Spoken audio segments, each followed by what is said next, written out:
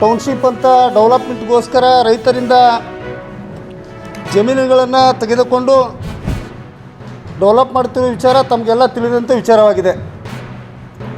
ರಾಜ್ಯದಲ್ಲಿ ರೈತರ ಸಂಕಷ್ಟ ಕಾಣಲಿಲ್ಲ ಅವರಿಗೆ.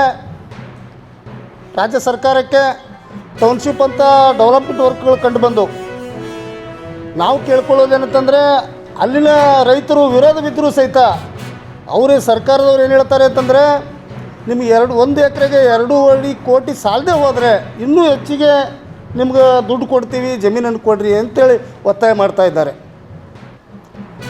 ಇವತ್ತು ಟೌನ್ಶಿಪ್ ನಮ್ಮ ಬೇಡಿಕೆ ಏನಿದೆ, ಟೌನ್ಶಿಪ್ ಕೈ ಬಿಟ್ಟು ರೈತರನ್ನು ಉದ್ಧಾರ ಮಾಡುವಂಥ ಕೆಲಸ ಸರ್ಕಾರಗಳು ಮಾಡಬೇಕಾಗಿದೆ. ಇನ್ನೊಂದೇನಂತಂದರೆ ಕರ್ನಾಟಕದಲ್ಲಿ ಉತ್ತರ ಕರ್ನಾಟಕ ದಕ್ಷಿಣ ಕರ್ನಾಟಕ ಅನ್ನೋ ಒಂದು ತಾರತಮ್ಯ ಈಗಾಗಲೇ ಎದ್ದು ಕಾಣ್ತಾ ಇದೆ.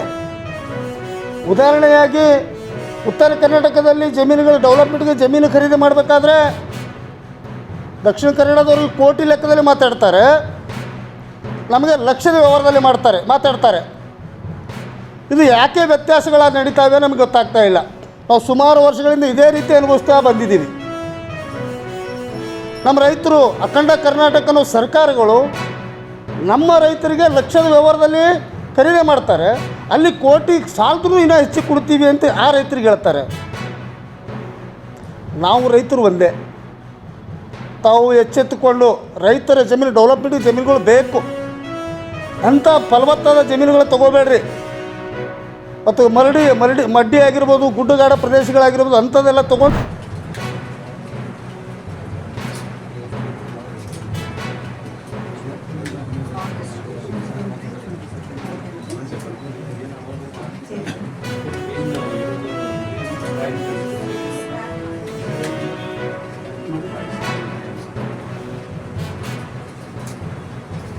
ಸ್ವಲ್ಪ ಕ್ರಾಸ್ ಆಗಿ ಮಾಡಿ ಸರ್. ಹಾಂ ಎಲ್ಲರಿಗೆ ಕಾಣ.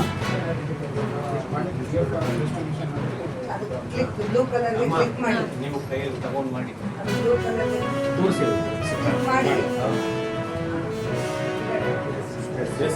ಸ್ವಲ್ಪ ಕ್ರಾಸ್ ಆಗಿ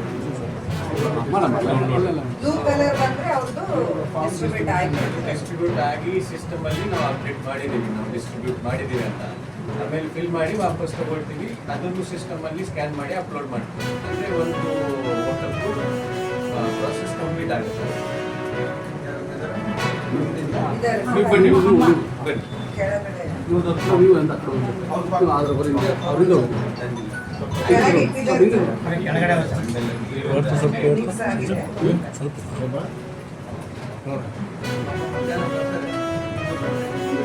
ಅದಕ್ಕೆ ತಗೊಂಡು ಬಂದಿದ್ದಾರೆ ಫಾರ್ಮ್ಸ್. ಇಲ್ಲೇ ಹುಡುಗಿ ಮುಗಿಸೇ ಬಂದಿದ್ದಾರೆ.